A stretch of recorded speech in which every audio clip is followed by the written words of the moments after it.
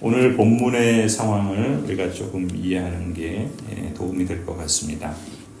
이 요시야 왕이라고 있습니다. 이 요시야 왕은 하나님께 선한 왕으로 평가받는 다윗의 자손 중에 하나인데, 이 요시야 왕 이후에 남유다 왕국은 이집트와 바빌로니아, 애굽과 바벨론 사이에서 이쪽 저쪽 두 나라를 저울질하면서 마치 줄타기를 하면서 이쪽에 붙어야 사나 저쪽에 붙어야 사나 이렇게 요동하는 역사를 갖게 됩니다. 이 요시야 왕은 그 이집트의 바로 느고와 함께 전쟁을 하다가 무기또에서 그 전사하게 됩니다. 그리고 나서 이제 요시야 이후의 왕들이 다윗의 그 유다 왕조를 이어가게 되는데, 이 요시야 이후의 왕들을 여러분 이름이 이제 오늘 본문에도 여러 사람이 나오니까 조금 이렇게 기억해 둘 필요는 있어요. 이 요시야 이후에 여호아하스라는 왕이 이제 세워지고, 그 다음에 여호야김, 그리고 그 아들인 여호야긴, 그리고 마지막 유다의 20번째 왕이 시드기야입니다. 이렇게 요시야가 말하자면은 16대 왕이 되겠죠. 요시야 이후에 여호아스, 여호야김, 여호야긴, 시드기야, 이렇게 총 20명의 유다 왕들이 있고, 유다의 역사는 시드기야 왕 때 바벨로니아에게 정복을 당해서 멸망을 당하게 되죠. 하나님의 심판을 받게 됩니다. 그걸 좀 염두에 두면서 오늘 본문을 보시면, 이제 신하들이 요시야 왕이 이제 전사했잖아요. 그 애국과 싸우면서 결국 죽게 되는데, 그 신하들이 이제 요시야 왕의 아들 가운데 두 번째 차남을 왕으로 세웁니다. 그 사람이 이제 여호아스예요. 여호아스를 왕으로 세웠는데, 여호아스가 그 남유다의 왕이 된 지 3개월 만에 애굽이 다시 예루살렘을 침공합니다. 그래서 바로 느고, 요시야를 죽였던 이 이집트의 왕 바로 느고가 여호아스를 역시 애굽으로 잡아가요. 포로로 끌어간 것이죠. 그리고 나서 그러니까 불과 3개월밖에 통치를 못한 거예요, 여호아스는. 그리고 나서 이제 이 바로 느고가 새로운 왕을 세웁니다. 근데 그 왕으로 세운 사람이 요시야 왕의 장남, 이제 요시야 왕의 차남이 여호아스고, 둘째가 먼저 왕이 됐는데 3개월 만에 이제 포로로 끌려가서 폐위되고, 그리고 장남인 여호야김, 뭐 김씨가 아니에요, 그냥 여호야김입니다. 여호야김을 그 남유다의 왕으로 세워요. 그러니까 애굽의 입맛에 맞는 사람을 왕으로 세운 거겠죠. 그러니까 여호야김은 어떻게 해요? 남유다가 살기 위해서는 애굽의 눈치를 봐야 되는 거예요. 그래서 이집트의 눈치를 봐야 되기 때문에 이 여호야김은 친애굽 정책을 이제 갖게 됩니다. 그런데 여호야김이 왕이 돼서 한 5년 정도 통치하고 있는데, 이제는 북쪽에 있는 바벨론이 또 다시 침공을 한 거예요. 이때가 이제 주전 605년 정도 되는데, 그러니까 여호야김 왕이 결국은 바벨론에게 항복을 합니다. 그리고 그들을 섬기기로 하고, 또 그렇게 되니까 이제 유다는 그전에는 이집트 정책을 취하다가 이제 북쪽에, 그러니까 이집트는 남쪽에 있는 나라고 바벨론은 북쪽에 있는 나라가 내려와서 이제 여호야김 왕의 통치권 아래에 있을 때 유다를 쳐서, 이제 여호야김은 다시 이집트를 버리고 바벨론을 따르는 그런 정책을 피게 돼요. 근데 이 바벨론이 침공했을 때 여호야김 5년에 그때가 이제 첫 번째 바벨론의 침공인데, 그때 포로로 끌려가죠. 많은 귀족의 자녀들이 포로로 끌려요. 그때 끌려간 사람이 누구냐면 다니엘이에요. 다니엘. 605년 바벨론이 이제 처음 침공해서 패해서 이제 바벨론으로 많은 사람을 끌려가는데, 그때 이제 우리가 아는 다니엘, 그리고 그 다니엘의 세 친구가 그뿐만 아니라 많은 귀족들과 귀족의 자녀들을 바벨론의 포로로 끌려가게 됩니다. 그때가 이제 주전 605년이라고 할 수 있어요. 그리고 여호야김은 이제 끌려가진 않고 왕으로 있으면서 이제 바벨론의 눈치를 볼 수밖에 없죠. 조공을 바쳐야 되고, 그러니까 바벨론에 가까운 친바벨론 정책을 또 이제 하는 거죠. 그러니까 이 나라 눈치 보고 저 나라 눈치 보고 그러면서 이제 그 목숨을 연명해 가는 거예요. 마치 우리 그 구한말 근대사를 보면은 일본에 끌려갔다가 중국에 끌려갔다가 러시아에 끌려갔다가 미국에 끌려갔다가 계속 그 역사가 이렇게 다른 외세에 의해서 침공을 당하고 또 지배를 당하는 것 같은 그런 일들이 지금 이 남유다에 일어났던 것이죠. 이렇게 605년에 그런 일이 있었고, 그리고 나서 이제 3년 후에 또 유다 이 왕궁에 그 여호야김 왕 주변에 신하들이 이집트를 따르자 이런 사람들이 또 많아진 거예요. 그러니까 이제 이 바벨론의 영향이 조금씩 약화됐겠죠. 그러니까 이집트를 다시 따르자라는 사람들이 이제 힘을 얻으면서 목소리가 커지면서 여호야김 왕이 또 이제 이집트 정책으로 돌아서요. 그게 이제 여호야김 8년 때 됐을 때인데, 그러니까 어떻게 되겠어요? 바벨론이 가만히 있겠습니까? 또 쳐들어오죠. 그래서 바벨론이 그 두 번째로 유다를 침공합니다. 근데 이 바벨론이 침공하기 두 번째 침공하기 바로 전에 여호야김이 사실 죽게 돼요. 그래서 죽은 뒤에 그 뒤에 왕이 누구냐면 여호야긴이에요. 여호야긴. 오늘 본문에 보면 고니야라고 이름으로 되어 있죠. 고니야. 여호야긴이 유다의 왕이 되는데 19번째 왕이에요. 이제 거의 마지막 왕이죠. 여호야긴이 왕이 되는데 이 왕이 되자마자 어떤 일이 벌어집니까? 바벨론 군대가 쳐들어온 거예요. 두 번째 쳐들어온 거예요. 그러니까 어떻게 돼요? 힘이 있겠습니까? 무참하게 깨지죠. 그래서 여호야긴은 바벨론 앞에 굴복을 하게 되는데, 근데 이 여호야긴도 역시 바벨론으로 포로로 끌려가요. 그러니까 바벨론 왕은 여호야긴 고니야를 포로로 잡아가서 이제 왕이 없잖아요. 그래서 또 왕을 이제 바벨론에게 입맛에 맞는 왕을 세웁니다. 그 사람이 시드기야예요. 시드기야는 남유다의 마지막 왕이니까 그러니까 시드기야 때 바벨론에 의해서 바벨론이 세 번째 침공하게 돼서 이제 결국 유다는 망하게 되는데, 이 시드기야는 누구냐면 요시야 왕의 아들이에요.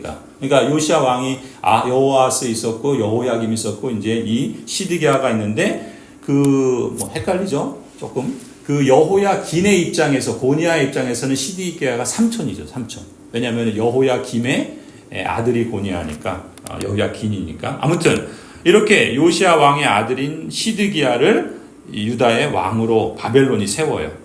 그러니까 시드기야는 바벨론의 그 눈치를 볼 수밖에 없었죠.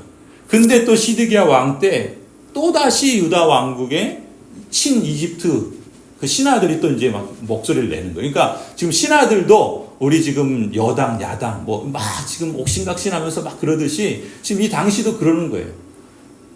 바벨론을 따라야 된다. 그래야지 우리가 산다라는 사람이 있고, 아니다, 이집트를 따라야 된다. 우리가 이집트를 따라야 산다. 이런 사람들이 있었는데, 지금 마지막 때도 이 유다 왕국의 친 이집트파들이 득세하면서 신바벨론 정책을 고수하던 시드기야의 마음을 바꿔버립니다. 시드기야는 바벨론이 세운 왕이니까 바벨론의 눈치를 봐야 되잖아요. 근데 신하들은 아니다, 거기 눈치 보지 말고 우리는 이집트를 따르자. 이렇게 이제 신하들과 왕이 이제 다른 길을 서로 가게 되는 거죠. 그러니까 또 어떻게 해요? 바벨론이 가만히 있습니까? 또 다시 침공을 해서 3차 침공을 해요. 그게 587년, 586년이에요. 그때 어떻게 됩니까? 시드기야 9년에 바벨론이 침공해서 시드기야 11년, 주전 586년에 유다는 완전히 멸망당합니다. 역사에서 사라져버려요. 하나님의 역사, 세계사로 보면은 전쟁에서 져서 패한 거고, 영적으로 보면 하나님께서 유다 백성들을 진멸하신 거예요. 망하게 하신 것이죠. 그런 배경을 두고 이제 우리가 보게 되는데, 그때 그 멸망의 시기, 그 격동의 시기에 하나님께서 여러 선지자들을 통해서 말씀하는데 그 가운데 하나가 예레미야 선지자. 그래서 예레미야 선지자의 별명이 뭐냐면 눈물의 선지자. 자신의 민족과 역사가 이렇게 갈팡질팡하면서 더군다나 하나님을 따르지 않고 자기 생각대로 살던 왕과 그 자신의 욕심과 기득권을 지키기 위해서 그렇게 여기로 저기 눈치 보면서 행하던 그 신하들, 그리고 하나님을 따르지 않는 그 하나님의 유다의 언약 백성들, 이 모두가 다 하나님이 보실 때는 심판받아 마땅한 사람들의 모습을 보이고 있던 거죠. 오늘 그 본문을 보시면은 시드기야가 유다 땅에 이제 왕이 되었죠. 그래서 2절에 보면은 그 시드기야와 또 시드기야의 신하 그리고 그 땅의 남유다의 언약 백성들이 여호와께서 예레미야에게 하신 말씀을 들었습니까? 듣지 않았다 그래요. 듣지 않았다. 이게 망하는 길의 공통적 현상입니다. 하나님의 말씀이 선포되는데 그 말씀을 듣지 않아요. 한 귀로 듣고 한 귀로 흘려버린 것과 같아요. 하나님의 말씀을 듣지 않고 어떻게 축복을 기대할 수 있겠습니까? 하나님의 역사를, 하나님의 섭리를 따르지 않고 어떻게 하나님께서 복을 주시겠습니까? 자신의 역사를 돌아보고 자신이 가야 할 길을 내다봐야 되는데 과거에 대해서는 반성하지 않고 자신의 현재 삶에 대해서는 성찰이 없는데 아무리 하나님의 언약 백성이라고 하나님께서 그것을 기뻐하시겠는가? 회개도 하지 않은데 잘 될 거야. 긍정의 신앙을 갖는다는 것은 망하는 징조입니다. 반성과 성찰이 없는 번영, 회개 없이 그저 잘 될 거야 하는 막연한 긍정의 신앙, 이것은 오늘 우리 시대에도 가장 경계해야 될 그러한 악한 신앙이라고 볼 수 있어요. 지금 계속해서 유다의 역사를 보면 새로운 왕이 세워집니다. 말하자면 새로운 직분자가 세워지는 거예요. 그리고 그 직분자를 포함해서 기존의 직분자들이 있죠. 여러 신하들이 있습니다. 그리고 그 유다의 여러 언약 백성들이 있는데 지금 새로운 왕과 기존의 신하들의 그 직분자들과 그리고 그 언약 백성들이 여호와께서 하신 말씀을 들었더라 한다면 하나님께서 다윗에게 약속하셨던 언약을 기억해서 그들에게 회복의 은혜를 주셨을 거예요. 치유의 은혜를 주셨을 겁니다. 그런데 안타깝게도 그들은 그러지 않았죠. 여러분, 직분자와 공동체는 한 운명 공동체입니다. 저나 우리 장로님들, 권사님들, 안수 집사님들, 또 우리 여러 재직들, 직분자들과 그리고 모든 성도들은 우리 교회의 운명과 함께 가고 있는 거예요. 그래서 누구를 직분자로 세우는가라는 것이 어마어마하게 중요합니다. 왜요? 공동체의 운명을 좌우하기 때문에 그렇습니다. 하나님의 보편교회는 사라지지 않지만 지역교회는 사라질 수 있어요. 하나님의 언약 백성이라고 하나님께서 늘 그들에게 복만 주시는가? 그들이 언약을 배반하고 하나님의 말씀에 귀 기울이지 않으며 자기의 생각과 자기의 삶을 이루어간다면 하나님께서 그들을 그대로 두시지 않습니다. 그것이 하나님의 사랑의 표현이에요. 그들을 하나님께서 회초리를 들어서 바로잡으시고 하나님의 백성답도록 그렇게 빚어가시는 하나님의 긍휼의 표현입니다. 하나님의 공의를 어찌 하나님의 언약 백성이 굽게 할 수 있습니까? 그럴 수 없어요. 그런 점에서 직분자와 기존의 직분자들 그리고 그 언약 백성, 우리 교회로 말하자면 저나 우리 장로님들 또 여러분 우리 직분자들 또 모든 성도들이 함께 한 길을 가는 게 가장 중요한 거예요. 그럼 어떤 길이 함께 가야 될 한 길인가? 목사의 길인가? 그렇지 않습니다. 장로의 길인가? 그렇지 않아요. 그럼 성도들의 길인가? 그렇지 않습니다. 하나님의 말씀이 안내하는 길을 가야 돼요. 그래서 우리는 끊임없이 말씀이 선포될 때 그 말씀이 정말 하나님의 말씀에 따른 것인가를 성찰해야 되고 또 그 말씀을 따라서 교회를 운영하고 또 어떤 일들을 결정하고 진행해 나갈 때 과연 그것이 하나님의 말씀을 따르는 것인가? 그걸 점검해야 돼요. 성도들은 어떤 이야기를 하고 어떤 주장을 하고 어떤 요구들을 할 때 그 주장과 그 생각이 자기의 생각인가 아니면 하나님을 기쁘시게 하는 생각인가 늘 점검해야 하는 거예요. 이렇게 하나님의 말씀과 하나님의 기뻐하시는 뜻을 구하는 것이 그래서 중요합니다. 우리가 기도를 하는 게 중요한 게 아니에요.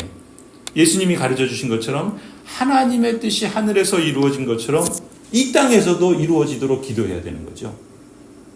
우리가 기도하는 것을 하나님께서 무조건 응답하시는 게 아니에요.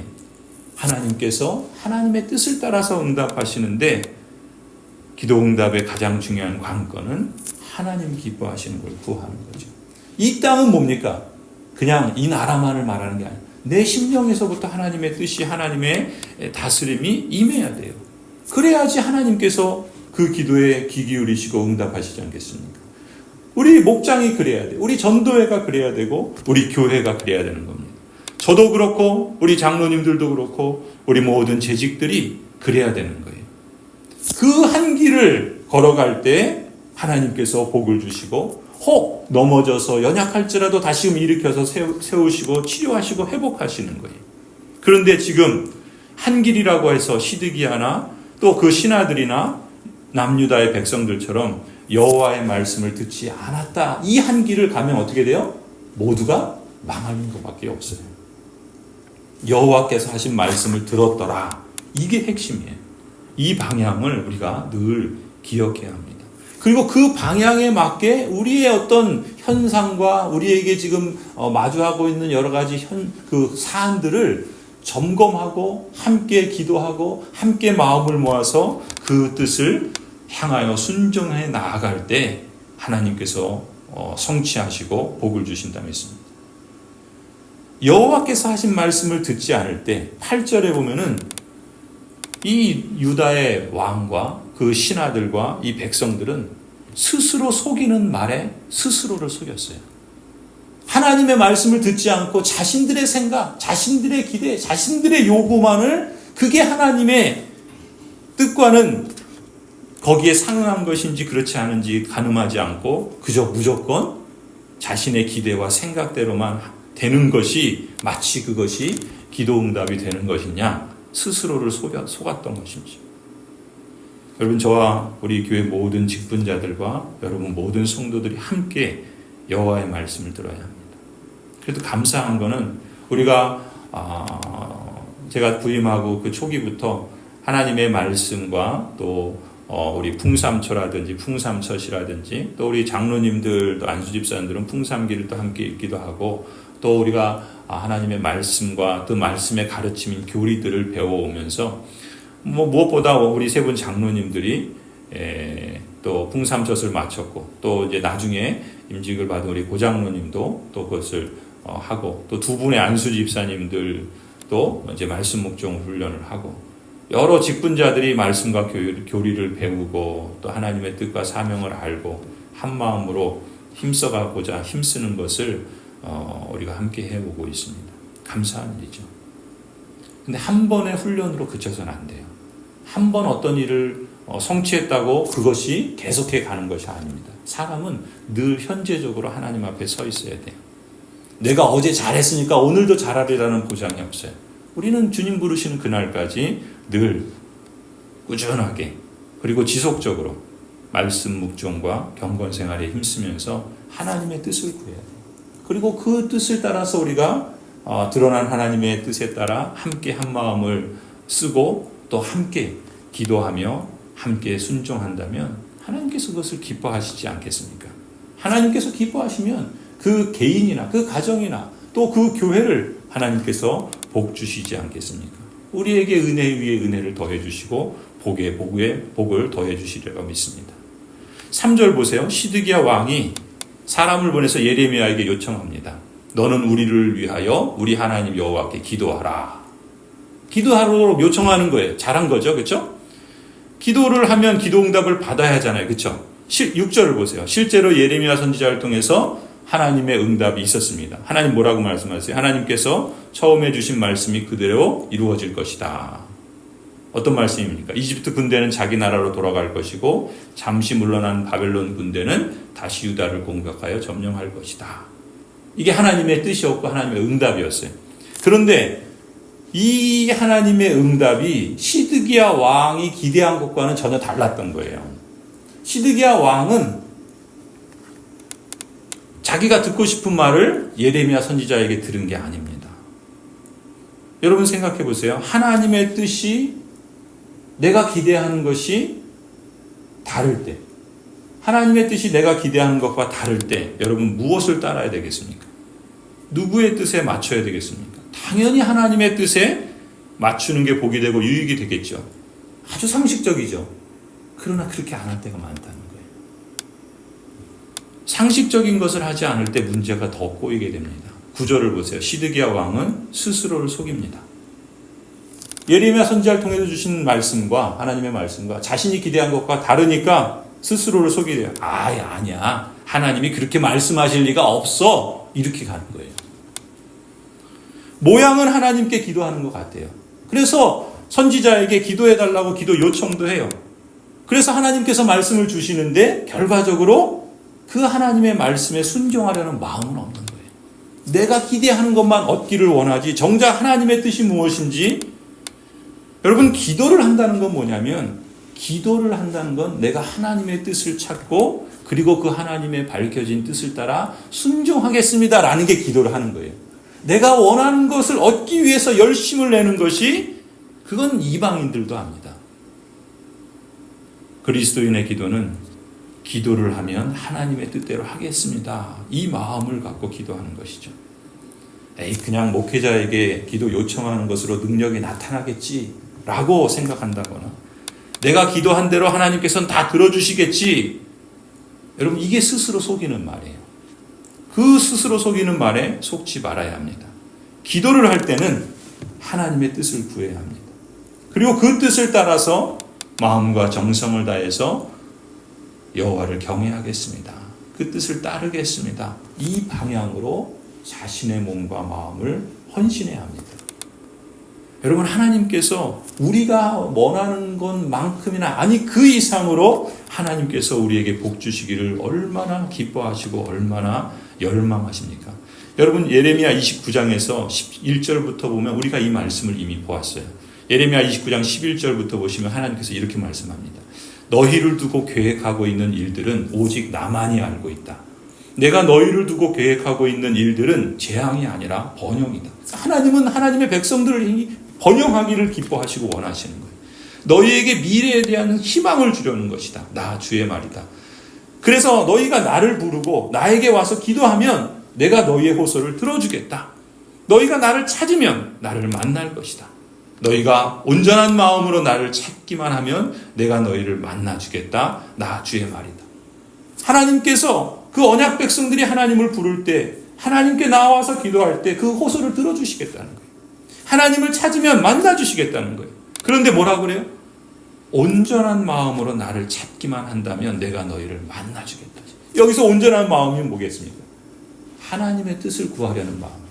하나님의 뜻이라면 내 기대와 조금 다른다 할지라도 내가 그것을 따르겠습니다 라고 하는 마음이, 이게 온전한 마음입니다.